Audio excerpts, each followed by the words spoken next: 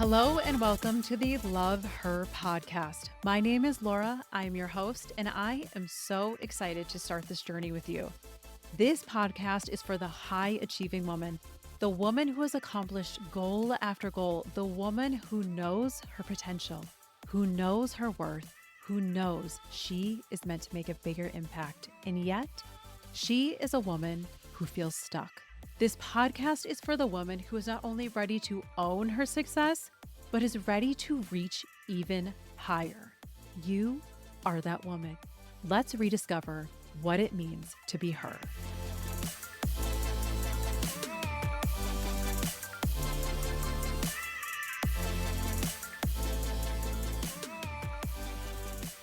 Hello and welcome back to the Love Her podcast. I am so glad you are here. Thank you for giving yourself this time to pause and connect with yourself, because that is what today's episode is all about, connecting with your true self. I am celebrating you so big for taking the time to listen, for finding some calm in the chaos of your day and choosing you. Right here, right now, you are shifting your energy, and that is beautiful. And I also want to say thank you to each and every one of you that has been listening. I've gotten so much amazing feedback from women and even some men on how much the first two episodes resonated with you and that you're already making changes in your life. And all I can say is, wow, I am celebrating you. I hope you realize just how important taking these steps is for you and your future. And I am so honored to witness your growth. I will continue to release a new episode each Wednesday, and my hope is that you will continue to listen, continue to grow, and continue to become more and more of her, the real, true, beautiful you. So thank you for supporting me, and more importantly, thank you for inspiring me. And before we dive in, I have a quick favor to ask. If you are enjoying this podcast, please take a moment to rate, review, and subscribe. It might seem small, but it makes a huge difference in helping this podcast grow and reach more amazing women like you. And if something you hear today resonates, share it with someone you love. Because sometimes the best support is simply letting someone know you see them and you see their potential. Now, if you have not listened to the last episode, I would highly recommend going back and giving that a listen, because we talk about your ego versus your intuition. In short, your ego is the thing that keeps you in your comfort zone. It likes to keep you safe, and often it's the reason you're holding yourself back. Your intuition, however, is your deep inner knowing of what you are capable of and what you are meant for. And it is the very thing that will continue to challenge you to step out of your comfort zone and live the extraordinary life you are meant for. And learning to listen and follow your intuition is a big part of connecting to your true self. Okay, so let's get into today's topic. Today, I want to talk about what it means to be connected to your true self. And what exactly does that mean, to be connected to your true self? And on the other hand, what does it mean to be disconnected from your true self? How does it happen? And when does it happen? And how do you even know if you are disconnected? Here are some signs that you are disconnected from who you truly are and who you are meant to be. You feel lost or stuck, or maybe both. You don't feel excitement or gratitude for your life. You don't feel confident in your career or your relationships, or just confident in yourself in general. You are afraid to step out of your comfort zone. You feel guilt or shame for wanting more. You are constantly questioning your decisions. You are often comparing yourself to others, and overall, you are burned out. Unfortunately, I am all too familiar with each of these signs, because 4 years ago, I was feeling them all. And as I shared in my first episode, around that time, I was challenged to sit in front of a mirror and tell myself, "You are beautiful." And honestly, I thought it was a silly request, but I decided to humor them. So I sat in front of my mirror, and for the first time in a very long time, I actually really looked at myself. And I experienced one of the most confronting moments of my life because as I looked into the mirror, I didn't recognize the face staring back at me. I didn't know that woman in the mirror. I felt like I was looking into the eyes of a stranger. What were her values? What was she passionate about? What did she want out of life? Why couldn't she say those words? Why did she look so sad? It was at that moment that I realized just how disconnected I had become from my true self. So, if you're sitting here right now and you realize you don't have the answers to these questions either, first, I want you to know that you are not alone. There are so many women feeling this way right now. Women who are successful and beautiful and radiate confidence, and yet on the inside, they are struggling. They are still looking for the missing piece to actually feel as fulfilled on the inside as they look on the outside. And they are burned out just like you and just like I was. And second, and most importantly, it's not too late. The truth is, you already have all your answers inside of you. The higher version of you, she is there. She is ready to follow your intuition. She knows what you're capable of, and she is ready for you to start listening. So, if this higher version is already inside of us, why don't we listen? Why did we ever stop listening? The truth is, ladies, we were all born our true selves. You were born with all your unique gifts and traits and talents and all your innate desires. You were born with a pure soul that was 100% uniquely you. And as you grew up, you were influenced by your parents and guardians, by your teachers and friends and society in general, and you were changed. And the reason why our childhood is so important is because this is the time when our subconscious mind is formed. And this is the part of the brain that holds our deep rooted beliefs. And although our conscious mind makes our decisions, these decisions are heavily influenced by these beliefs in our subconscious mind. So, what does this mean for you now? It means that often your deep rooted beliefs that are running the show aren't even yours. They are what you were told as a child, they are what you experienced, and then what you made that experience mean about you. Now, in a lot of ways, the guidance we received as children was good and necessary. We were taught how to be decent human beings and how to be a part of society. We were taught the difference between right and wrong, and we were taught love and forgiveness and so many needed life lessons. However, we also experienced moments where our true selves were shamed or ignored or simply told we were too much or not enough. Or we had negative experiences where we felt embarrassed or scared, and our little kid minds didn't know how to process it. And we stored it in our bodies as trauma. We learned that that part of us was bad or wrong, and we learned to push it down and hide that part of us. And that is how it starts. And it doesn't mean that anyone in your life purposely tried to shame you or make you feel like being you was not okay. But regardless of their intentions, it still happened. And it often just simply happened through our own perceptions of events. We develop these thoughts and beliefs in our subconscious mind that tell us we were wrong for being or acting a certain way, and we start to shrink. We start to hide certain parts of our true self, and we start to play a different version of ourselves, one that feels accepted. But when you are playing a part, when you are not being true to who you are, it is exhausting. It's one of the reasons so many of us are burned out. It is the very reason I was so burned out for years. One thing that I have learned through doing my own work and through working with my clients is that once you start to step into your true self again, you will start to feel confidence and joy and so much freedom in simply being you.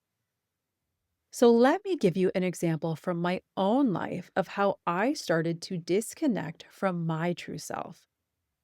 When I was a little girl, I was the definition of a girly girl.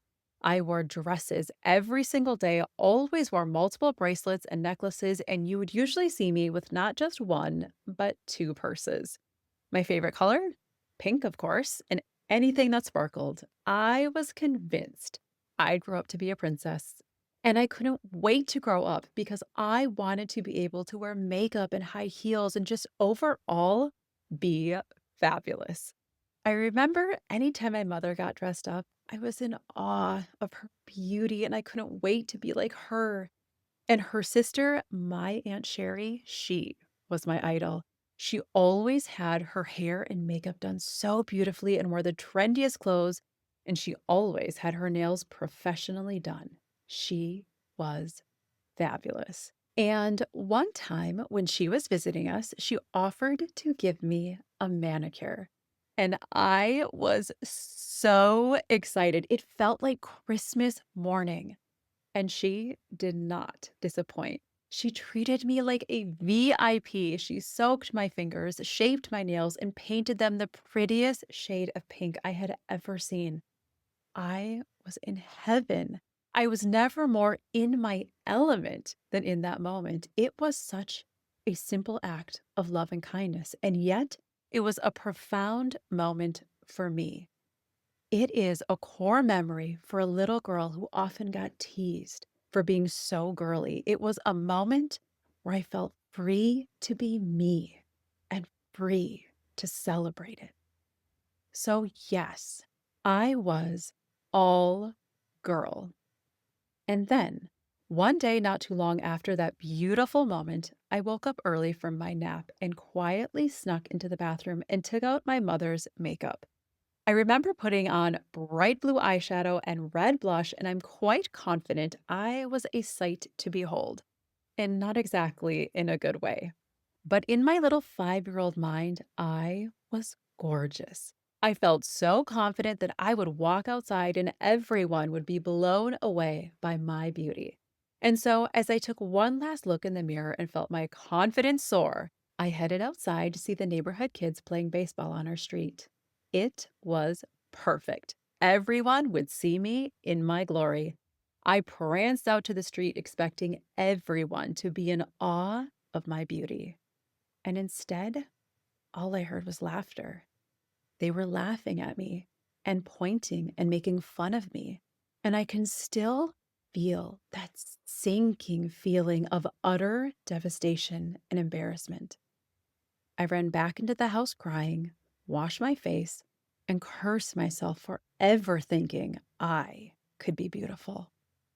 After that experience, something started to change within me. I didn't feel the happiness and confidence in my femininity anymore. I realize now that that moment was the very moment that my confidence and joy in being a girly girl started to shift to feelings of shame and doubt.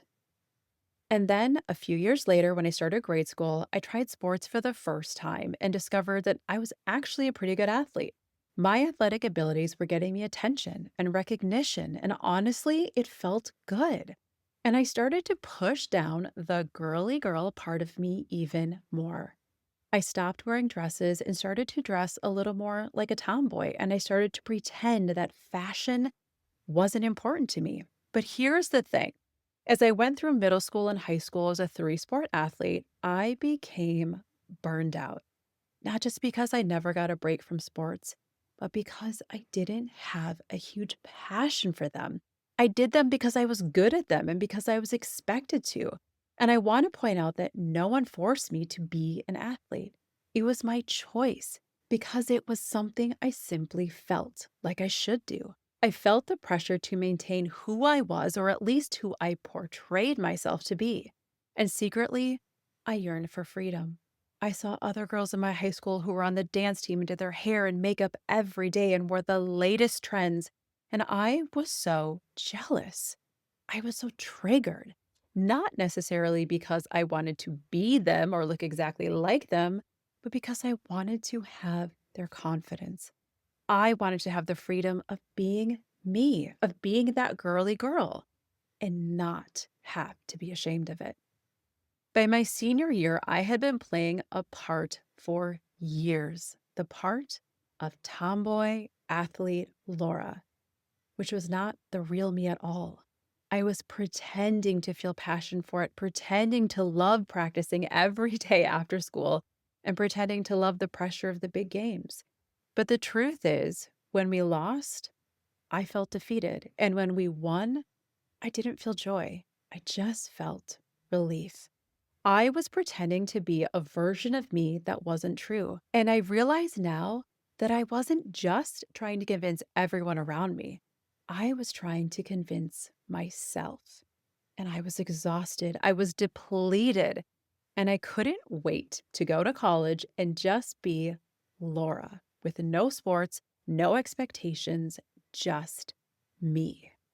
And here's the thing, when I got to college, I struggled even more because I was so disconnected from myself. I was so uncomfortable in my own body, and I was so lost on who I was and what I wanted. Shockingly enough, my first year of undergrad, my major was undecided.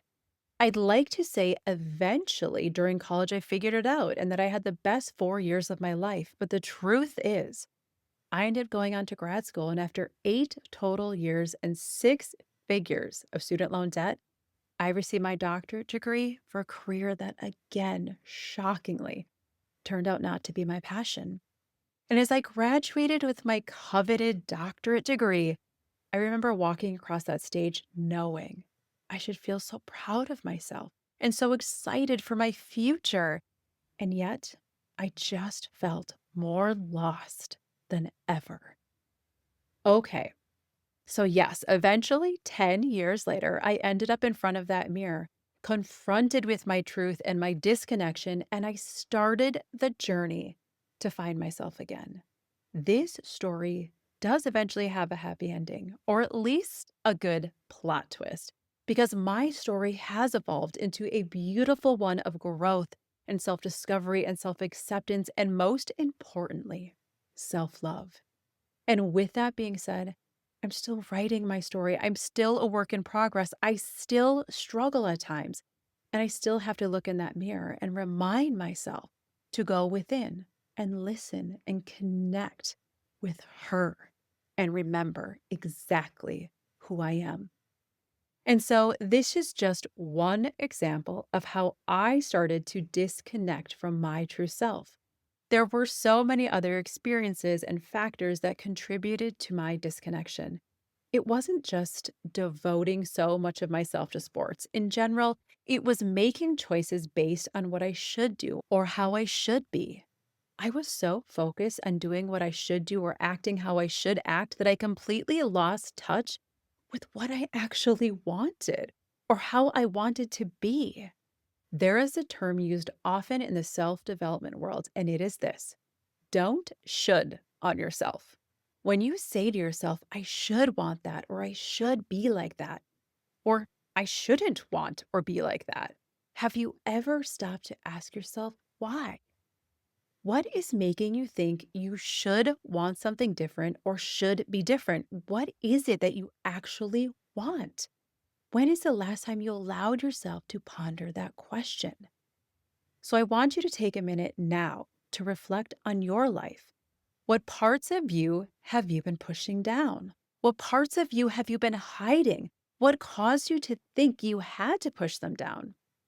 And here is the most important question to ask yourself: is that true for you now?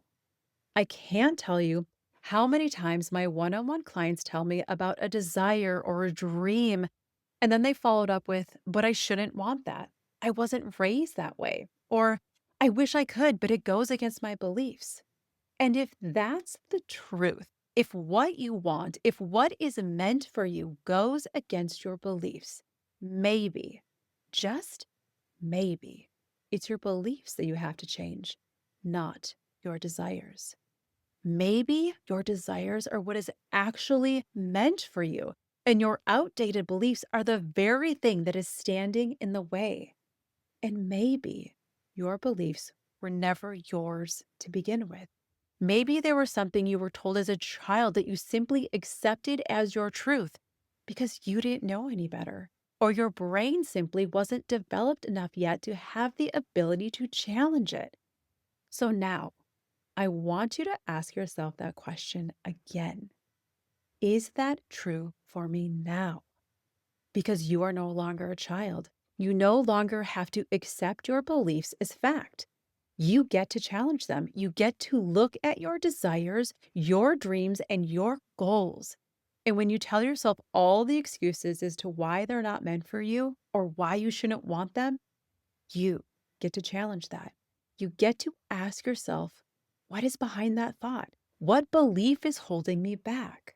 When you have the courage to go there, to go deeper and answer the tough questions, to really look at yourself at such a deeper level, what you find might surprise you. And honestly, it likely will surprise you because these beliefs are often in our subconscious mind. And that means that although they are essentially running the show, you are not even aware of them. And yet they have so much power over you. And when you give yourself the chance to become aware of them, that is how you take back your power. And it is truly amazing how much one belief can hold you back in so many areas of your life. I cannot tell you how many times my clients have felt stuck. They have a problem they can't solve, or a goal or a desire that they have been blocking themselves from really going for, and they can't figure out why. And then we do the work to get them to go deeper and access those subconscious beliefs. And they realize a limiting belief, often a belief or memory from childhood, that on the surface seems completely unrelated to their problem. But once they are able to go deeper and really become aware of this belief, that is when the breakthrough happens. Once they have the realization, it all makes sense. Everything clicks, and they are able to finally start moving forward. And that is the beauty of having the courage to challenge your beliefs. Once you become aware of them, you have the ability to start changing your thoughts and to start developing new beliefs, ones that feel true for you. And I will admit, this is not something that you can change immediately. It takes time, it takes commitment. That old belief will try to come back, it will challenge you. And it's about having the awareness to recognize when it does. Because when you give yourself awareness, you give yourself the ability to work through it and to overcome it. And as you choose new thoughts over and over again, you will start to create that new belief because your brain listens to your thoughts. It looks for evidence to prove these thoughts are true. And the more evidence it collects, the more likely these new beliefs will start to form. It was a long process for me to ditch the tomboy persona and return to the girly girl version of me, or in other words, my true, authentic self. And although I dreamed of wearing makeup as a little girl, it wasn't until I was 29 years old that I finally went to a makeup artist and got a makeup lesson. Up until then, I'd only worn mascara and lip gloss and the occasional eyeshadow. What happened to me at 5 years old was on the surface not exactly a traumatic experience. Dr. Gabor Mate, who is a renowned physician, author, and speaker, and who has done extensive work on trauma, stress, and childhood development, describes trauma as this. He says, trauma is not what happens to you, but what happens inside you as a result of what happens to you. I was laughed at and teased and made fun of, something that has likely happened to all of us at some point. But inside, I was devastated. It was a traumatic experience for me, and it stayed with me.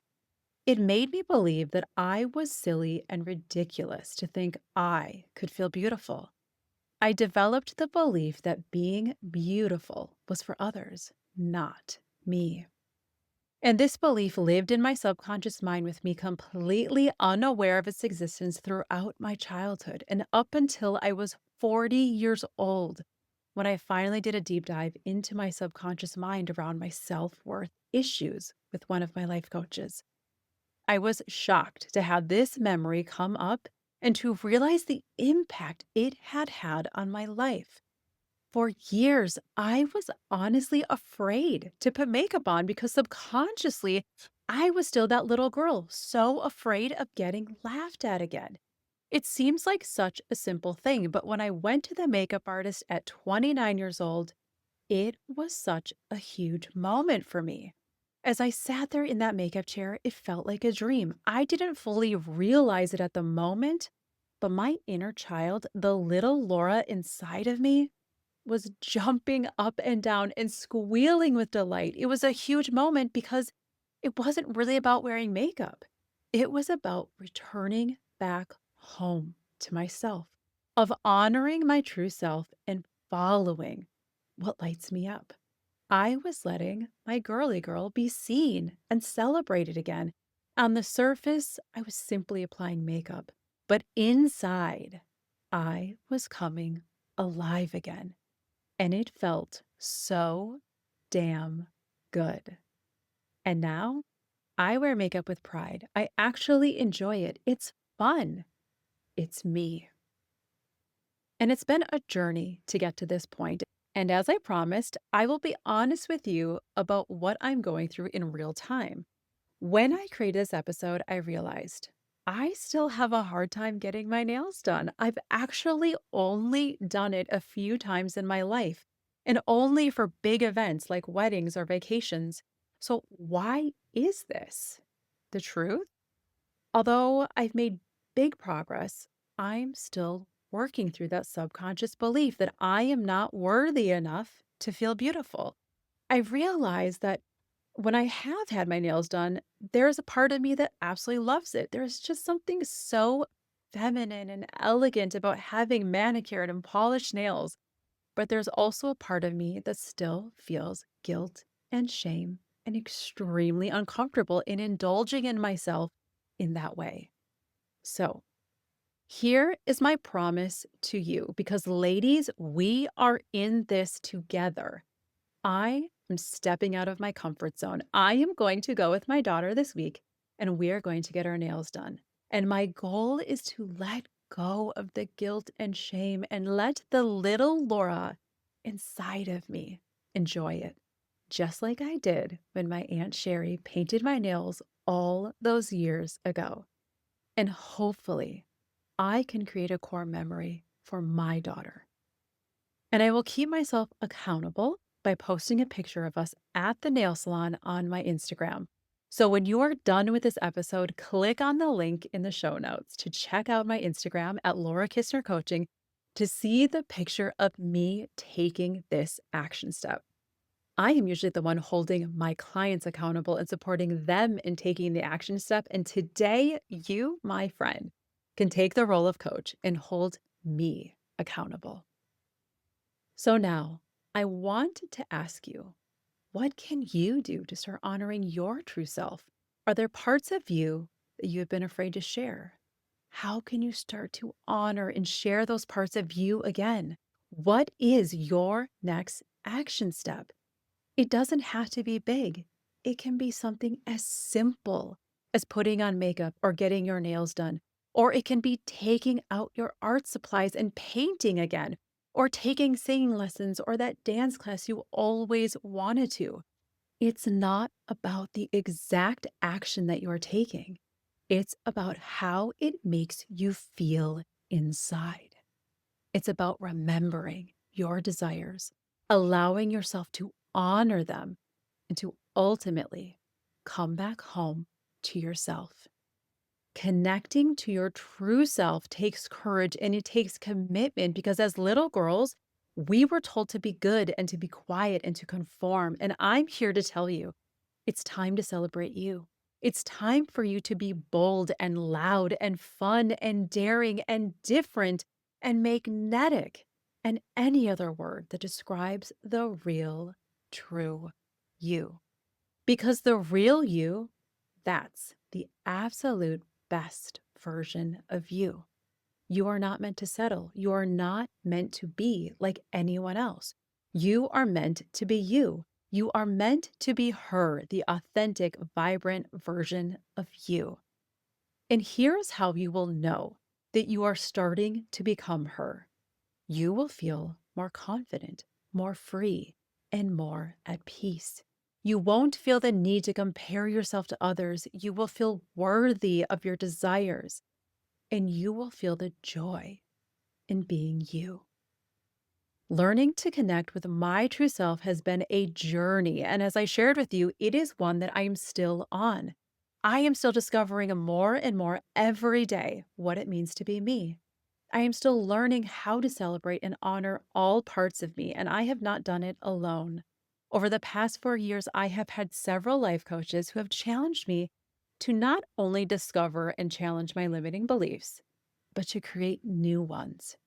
It is truly amazing the amount of progress you can make when you have someone coaching you, supporting you, and challenging you.